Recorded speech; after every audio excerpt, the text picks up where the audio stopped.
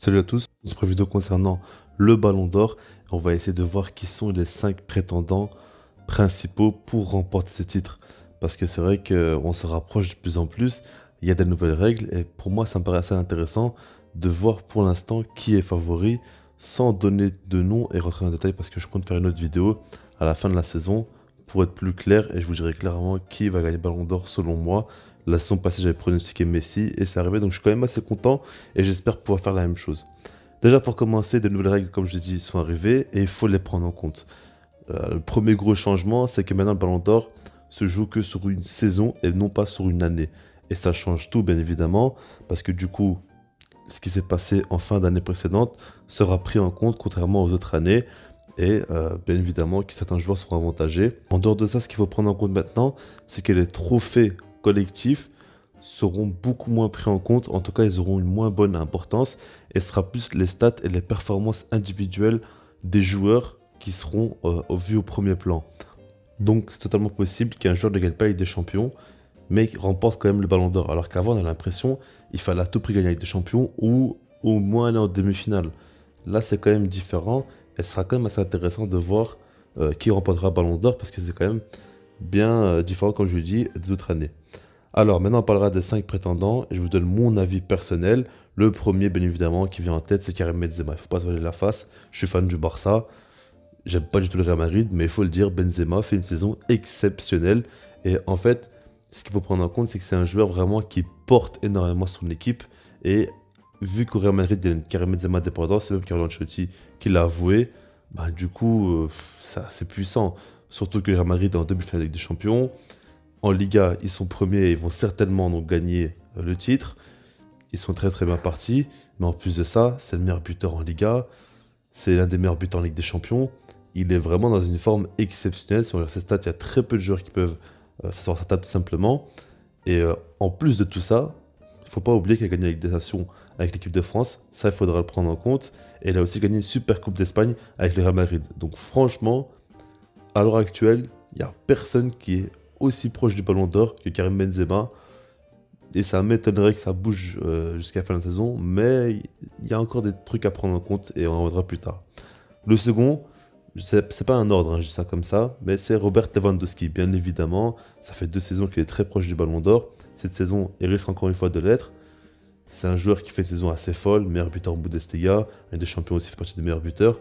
Il fait quand même une très très grosse saison et lui aussi, il porte le Bayern. Et lui aussi, on peut clairement dire qu'il y a une Lewandowski dépendance dans le sens où si jamais il est indisponible, ça va être compliqué pour le Bayern. C'est très bien que par exemple la saison passée, quand il était absent face au PSG, bah, ça a coûté quand même très très cher. Je sais pas si c'était 1 an ou 2 ans, mais en tout cas vous avez compris. Mais jusqu'à présent, c'est très bien que si Lewandowski n'est pas là, bah, le Bayern aura beaucoup de difficultés pour gagner ses matchs, en tout cas les gros matchs, et de réussir à avoir de bons résultats. Donc Lewandowski c'est quand même un très très grand joueur, il apporte beaucoup, notamment par ses buts. Il marque but sur but à chaque match, une régularité assez folle. Et bien évidemment qu'aujourd'hui il fait partie des meilleurs joueurs au monde. Ensuite, Kylian Mbappé, à nouveau un Français. Lui, ça me paraît quand même assez logique. Il fait vraiment une saison très impressionnante.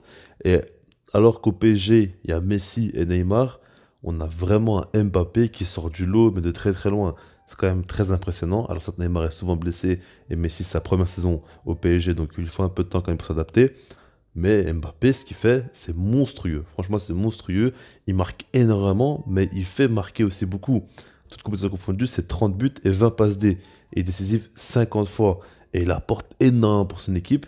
Et il y a aussi, encore une fois, une Mbappé dépendance. C'est les 3 seuls joueurs pour moi en Europe où ils sont vraiment indispensables à leur équipe. Mbappé, il en fait partie. On le voit dans les grands matchs, il est présent. Regardez, par exemple, face au Real Madrid, il a marqué à l'aller et au retour. Il est décisif et il est là dans les moments les plus importants pour le PSG. Donc on ne peut rien reprocher. En plus de ça, comme Karim Benzema, lui aussi a gagné la Ligue des Nations.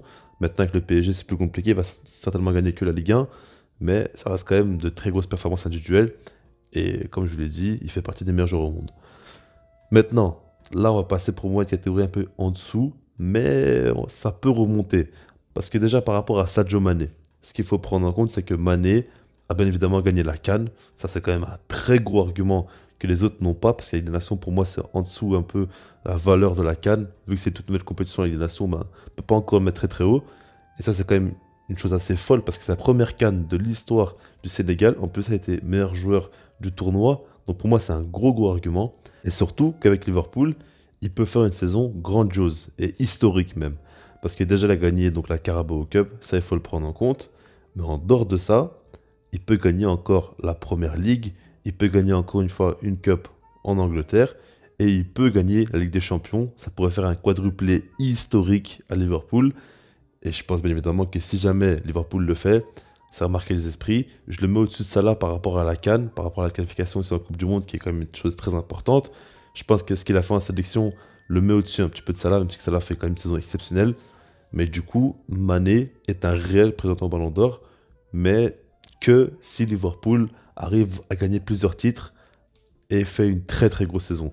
Parce que sinon, je trouve qu'il est un peu trop en retard au niveau des stats, au niveau des buts. Et comme je l'ai dit, cette saison, pour le Ballon d'Or, ça va énormément compter. Maintenant, c'est le nouveau critère qu'il faut prendre en compte. Donc, Mané a quand même du retard, mais tout est possible. Il peut quand même remonter la pente et finir dans une saison quand même assez historique. Parce qu'imaginez qu'il gagne la première CAN de l'histoire du Sénégal, il qualifie son pays pour la Coupe du Monde. Bon, c'est pas non plus le seul joueur à avoir fait le nécessaire, mais il arrive aussi à faire un quadruplé historique avec Liverpool. Enfin, ce serait complètement fou et ne pas lui donner le ballon d'or quand même, ce serait assez dingue. Maintenant, il y a un cinquième prétendant qui est Mohamed Salah, et lui aussi, c'est à peu près la même histoire. Sauf que lui, en sélection, il n'a pas fait ce que Mané a fait, mais au niveau des stats, il est quand même bien au-dessus de Mané. C'est le meilleur buteur de Première Ligue. C'est un joueur quand même qui est très décisif. Avec des champions, il peut encore marquer que but et remonter au niveau du classement. Donc Salah, quand même, il faut le prendre en compte. Lui aussi a gagné la Carabao Cup. Ça, c'est quand même une très bonne chose. Donc on verra bien par rapport à la saison de Liverpool. Mais en tout cas, Mané et Salah ont chacun des arguments assez intéressants. Quand tu regardes ce que Mané a fait à la CAN et quand tu regardes ce qu'a fait Salah en Première Ligue, c'est assez fou. Alors certes, aujourd'hui, Salah ne performe plus autant qu'avant. Il marque beaucoup moins de buts et dans le jeu, il est quand même moins important. Parce que je trouve qu'aujourd'hui, par exemple, Mané est plus important que Salah à Liverpool. Mais ce qu'il faut prendre en compte, c'est que toute la saison, justement, sera prise en compte. Et quand on regarde la globalité de la saison, Salah a quand même été exceptionnel. Il a été meilleur buteur de la Première Ligue, comme je l'ai dit. Et ça prendra quand même beaucoup de place dans les votes possibles au Ballon d'Or. Donc vous l'aurez compris, entre Mané et Salah, c'est quand même très très chaud. Pour terminer la vidéo, j'aurais quand même parlé un petit peu de Kevin De Bruyne. Je trouve quand même qu'il fait une très grosse saison. Et que si jamais City fait le doublé avec le championnat, parce qu'avec des champions, il faudra vraiment le prendre en compte. Maintenant, je trouve quand même qu'il a beaucoup de retard par rapport aux autres. Il a quelques blessures cette saison et il n'a pas joué tous les matchs. Donc du coup, j'ai vraiment beaucoup de mal à le voir. Même dans le top 5, ça me paraît quand même assez fou. Maintenant, comme je l'ai dit, si jamais City gagne le championnat avec des champions, ce serait quand même une énorme saison. Et pour moi, cette saison, De Bruyne est clairement le meilleur joueur de City. Alors que d'habitude, c'est vraiment le collectif qui prime. Cette saison, j'ai vraiment l'impression qu'il est un petit peu au-dessus. Surtout ces derniers temps, il est vraiment à un niveau très important et de plus en plus décisif. Donc il faut quand même le prendre en compte. Et puis imaginez qu'en demi-finale, il marque à l'aller au retour. Et puis il marque en finale de Ligue des Champions. Là, il va quand même passer dans une autre dimension. Donc voilà. Je voulais quand même juste en parler. Maintenant, il n'est pas dans mon top 5 des favoris pour le Ballon d'Or. Et du coup, d'un côté, par rapport à ce que je vous ai dit, quel est votre top 5? Pas forcément encore les places, je pense que c'est un peu trop tôt. Mais qui sont les 5 joueurs pour vous qui sont vraiment prétendants pour le titre du Ballon d'Or? Et puis, c'est moi, je vous dis peace.